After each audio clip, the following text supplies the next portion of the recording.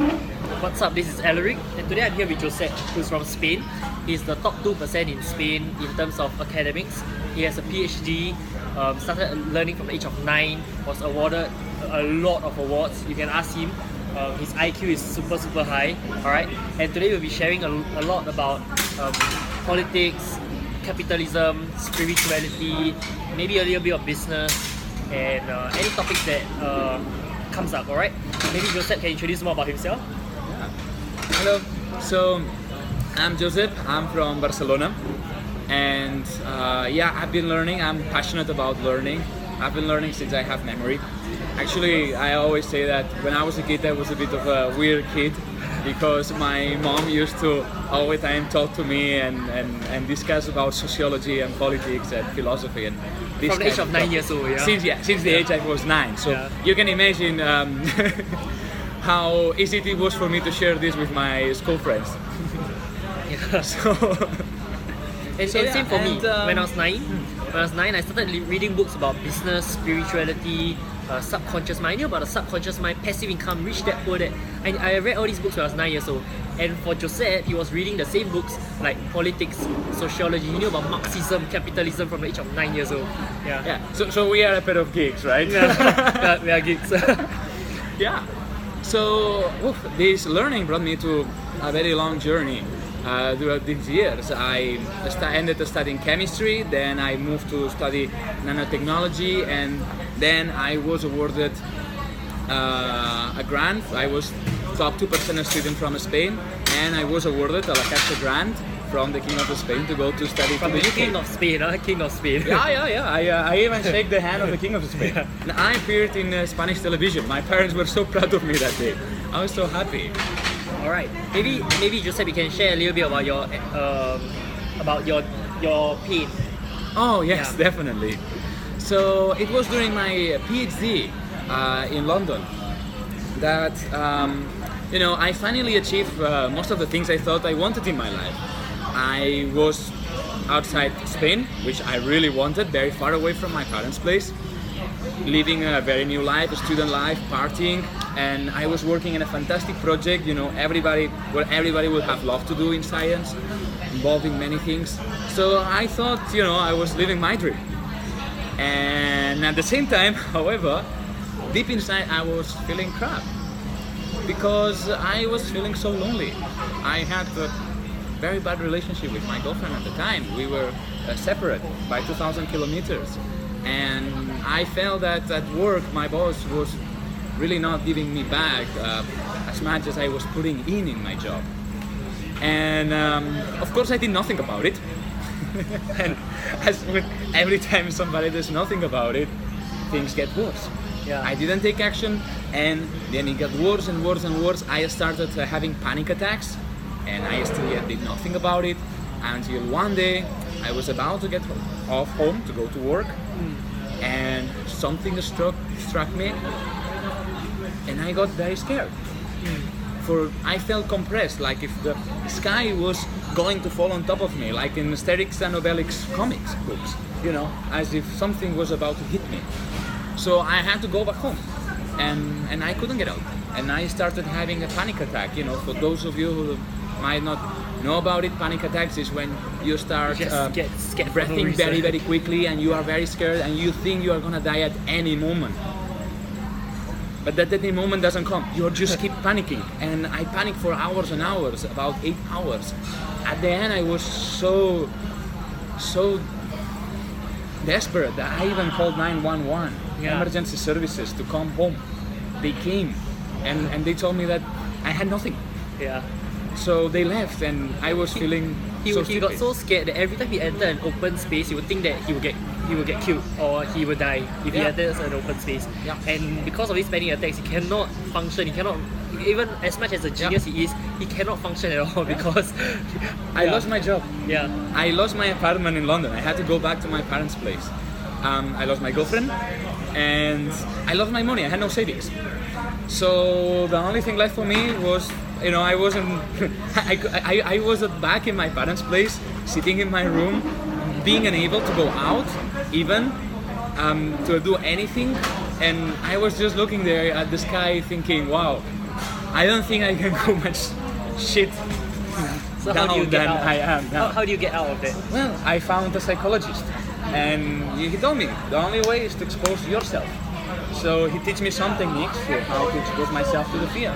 And every day I would go out and face the fear. I would, go to the door of my house, feel the fear, knowing that when I crossed it, I would feel absolute fear and feel all these panics and go for hours of panicking. I hold the breath, I open, and I throw myself out. Okay. First day, I managed to be 2 minutes outside before suffocating and started having panic attacks. 2 minutes, alright. 2 minutes. Okay. Next day, I've managed 5. After 1 month, I managed to do 2 hours. 2 hours outside. And in 6 months, I managed to travel around Europe. And well, now, that's 4 years later, I'm on the other side of the world, here in Singapore. So that was fantastic, and that was only the beginning. From there on, I learned how to face most of the fears in my life. My boss. Okay, if you could share one technique, or maybe 3 techniques that you can share with them on how to face your fears. Have to face your Just fears. one quick technique, like something that worked really well. Very well. For me, what works has worked very well is to always remember that whatever happens, You won't die. nothing bad is gonna happen. I'm not gonna die. Okay. I'm not, my case perhaps was a bit exaggerated, right? Thinking I was going to die. We all have these kind of fears, right? Oh, if I say this, nobody's gonna love me, or, my boss is gonna fire me. And my experience is that these things not tend to happen. Okay. When you say what you feel like saying, and you say it in a confident way, things don't happen. You don't die. I thought I was going to die so many times. I'm still here. So imagine how wrong I was. Yeah. Alright. And also I would say express your desires. So the first one is to think, to ask yourself what's the worst that could happen, right? And know that there's nothing bad that's gonna happen. And the second one is to share your desires. Express your feelings, Express express your desires, express yourself.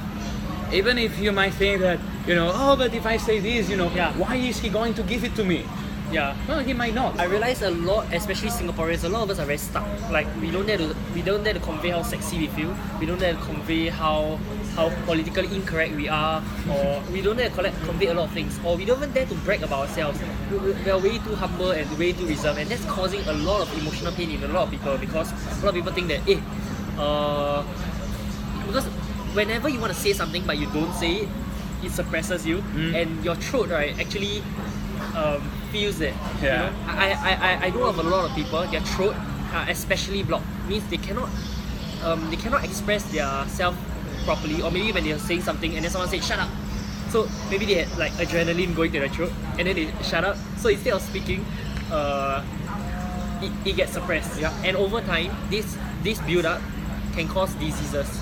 Yeah. It can cause diseases. And that's why, it's all about expressing and sharing and Yeah, it is. It is. And for me, it changed my life. Because after having the panic attacks, I went back to my previous job and I finished my PhD. And the difference, I have the same boss, I had the same PhD, I had the same experiments to do. The Exact only same. difference Oh. is that when I came back, I was determined to say what I felt. And this changed my mind. I used to work 12 hours a day, 7 days a week. And I'm not exaggerating. I was actually working these hours. That's as crazy as I was at the time. And I didn't manage to get many projects. Actually, I lost 50% of my projects to other people. They were given stripped from me. And after I came back, just by expressing myself and expressing when I did not want to do something or I didn't agree, I managed to work 40 hours a week. Wow. I managed to overachieve all my results Even though you were working less. and finish my thesis before time. Only by doing this. expressing your That's feelings. the power of expressing yourself. So please do it, or if you do it more. Alright, so remember these 2 tips for about psychology. Number one is to express your feelings, and number two is to ask yourself what's the worst that could happen, and you realize that there are a lot of things that don't happen. In the next video, we're talking about capitalism, Marxism, communism, and if you're interested in politics, join us in the next video. Work it, make it, do it, makes us harder, better, faster, stronger. That don't kill me, can only make us stronger. I need you to hurry up now, cause I can't wait much longer. I know I got to be right now, cause I can't get much longer. Man, I've been waiting all night now, that's how long I've been on ya.